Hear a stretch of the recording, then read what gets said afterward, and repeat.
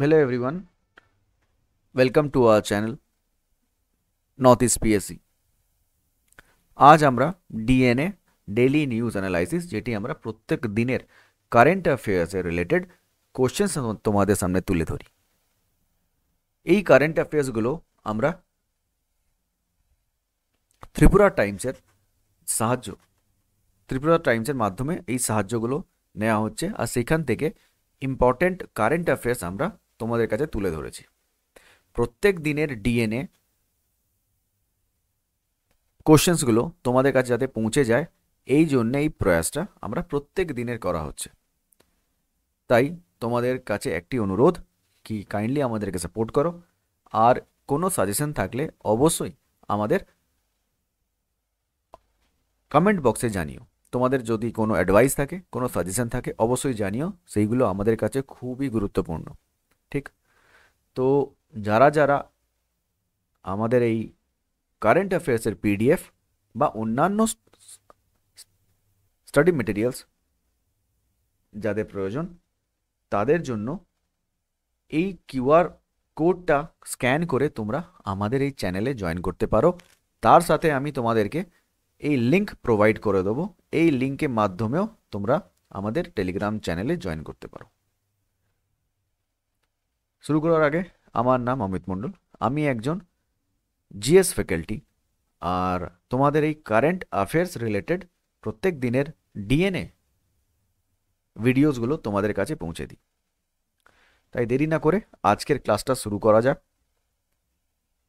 প্রথম current affairs আজকের, PM Modi transformed look east policy into act east as action is necessary, VP Dhankhar. ঠিক আছে, তো আমাদের ভাইস প্রেসিডেন্ট ধনকর ইনি বললেন যে আমাদের যিনি প্রধানমন্ত্রী, তিনি লুক ইস্ট পলিসি সেটিকে চেঞ্জ করে নাম রেখেছেন অ্যাক্ট ইস্ট। তার কারণটা কি, হাইলাইটসগুলো দেখে নিই। Vice President Jagdeep Dhankar on Wednesday said that decades ago the government introduced the Look East policy. The Prime Minister Narendra Modi transformed it into Act East because merely looking will not suffice. Action is necessary. তার মানে বলা হচ্ছে যে শুধুমাত্র দেখলে হবে না, মানে শুধু দেখলে হবে না, অ্যাকশনও করতে হবে। তাই এটাকে নাম চেঞ্জ করে করা হয়েছে লুক ইস্ট পলিসি থেকে অ্যাক্ট ইস্ট পলিসি। ঠিক আছে, ওকে। আচ্ছা, একটু এই পলিসির ব্যাপারে জেনে নিই, যেহেতু এই পলিসি ত্রিপুরা পিএসসি বা অন্যান্য পরীক্ষার জন্য খুব গুরুত্বপূর্ণ। প্রথমত, the policy aim to strengthen economic and cultural ties with South East Asian countries. The policy also aimed to counter China's influence. এইবার প্রথমটায় কি বলেছে যে এই পলিসির মেন উদ্দেশ্য হলো ইকোনমিক এবং কালচারাল টাইজ কোন দেশের সাথে, সাউথ এশিয়ান কান্ট্রিজ, যার মধ্যে Myanmar, Indonesia, Malaysia, Laos, Philippines, Singapore, Thailand, Vietnam, এই সব দেশগুলো সাউথ এশিয়ান কান্ট্রিজের মধ্যে পড়ে। ঠিক আছে, তো এই দেশের সাথে কি হবে, একটি ইকোনমিক এবং কালচারাল টাইজ হবে, যাতে কি হবে, দেশের মধ্যে বিভিন্ন রকমের আদান প্রদানের সাহায্যে দেশকে কি করা হয়, মজবুত করা হবে, যাতে কি হতে পারে, পরবর্তীকালে কোনো রকমের চায়নার ইনফ্লুয়েন্স যাতে না হতে পারে, আর যদিও হয় সেটার জন্য প্রস্তুত থাকার জন্যই এই লুক ইস্ট পলিসি নাম পাল্টে অ্যাক্ট ইস্ট পলিসি করা হয়েছে। ওকে, দ্বিতীয়টা চলে আসি, one nation one election to strengthen democracy save resources, says CM. Chief minister doctor Manik Saha ইনি ওয়ান নেশন ওয়ান ইলেকশনকে প্রাধান্যতা দিয়েছে, আর বলেছেন যে এইটি ভারতের ডেমোক্রেসির জন্য খুবই গুরুত্বপূর্ণ। ঠিক আছে, তো একটু এটা ডিটেলসটা দেখি, আসুন। The constitution 129th amendment bill 2024, তো এটা মনে রাখতে হবে।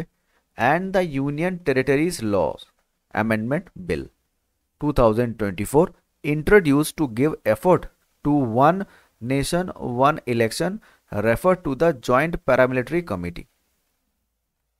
ঠিক আছে, এইটি হচ্ছে 129th অ্যামেন্ডমেন্ট, যেটি দ্বারা কি হচ্ছে ইউনিয়ন টেরিটরিজ, ঠিক আছে, এবং আমাদের ভারতের যেই টেরিটরিগুলো আছে ভারতের মধ্যে, সেইগুলোতে একটি ভারত,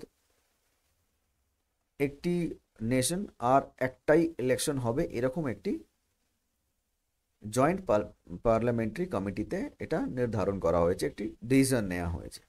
ঠিক আছে, আইডিয়াটা এই জন্যেই। ঠিক আছে, তো এই 129th অ্যামেন্ডমেন্টটা খুবই ইম্পর্টেন্ট, তো এইগুলো মনে রাখতে হবে। আমাদের এই অ্যামেন্ডমেন্টগুলো পরীক্ষার ভিত্তিতে খুবই ইম্পর্টেন্ট। ঠিক আছে, নেক্সট আসি। The idea of one nation one election means conducting the Lok Sabha and all Vidhan Sabha state assemblies elections together once in 5 year। তো লোকসভা এবং বিধানসভার যে ইলেকশনগুলো হয় প্রত্যেক 5 বছর পর পর, সেইগুলো একসাথে যাতে হয়। This excludes elections of panchayat, state municipalities and by elections. ঠিক আছে, কিন্তু বাকি যেগুলো, যেমন পঞ্চায়েতের যেই ইলেকশনগুলো হয় বা রাজ্যের মিউনিসিপ্যালিটির যেই ইলেকশন হয়, সেইগুলো কিন্তু এর মধ্যে থাকবে না, শুধুমাত্র লোকসভা এবং বিধানসভার ইলেকশনগুলো করা হবে। The initiative will need a constitutional amendment which will require ratification by 50% of the state। ঠিক আছে, ঠিক আছে, তো বলছে যে এই ইনিশিয়েটিভটা যেটা নেওয়া হয়েছে, এটি কি একটি সাংবিধানিক, একটি কনস্টিটিউশনাল অ্যামেন্ডমেন্ট করা হয়েছে, যার জন্য কি হবে 50% অফ দি স্টেটস, রাজ্যের কি হবে রিকোয়ার হবে। ঠিক আছে, র্যাটিফিকেশন দরকার পড়বে একসাথে, 50% রাজ্যের দরকার পড়ে একসাথে, যাতে করা যেতে পারে। তো এইটি একটি প্রস্তাব দেয়া হয়েছে। ঠিক, কোনটা? 129th amendment bill 2024-এ। ঠিক, তো ওয়ান নেশন ওয়ান ইলেকশন এটি মাথায় রাখতে হবে। ইভেন আমাদের যে ত্রিপুরার যে সিএম ডক্টর মানিক সাহা, ইনিও এই প্রস্তাবটিকে সম্বর্ধনা জানিয়েছেন। উনি বলেছেন যে এটি খুবই একটি গুরুত্বপূর্ণ এবং একটি খুব ভালো একটি আইডিয়া। তো এই জন্যেই রাজ্যের পরীক্ষা এবং অন্যান্য পরীক্ষার জন্যও এটি কিন্তু ইম্পর্টেন্ট। ঠিক আছে,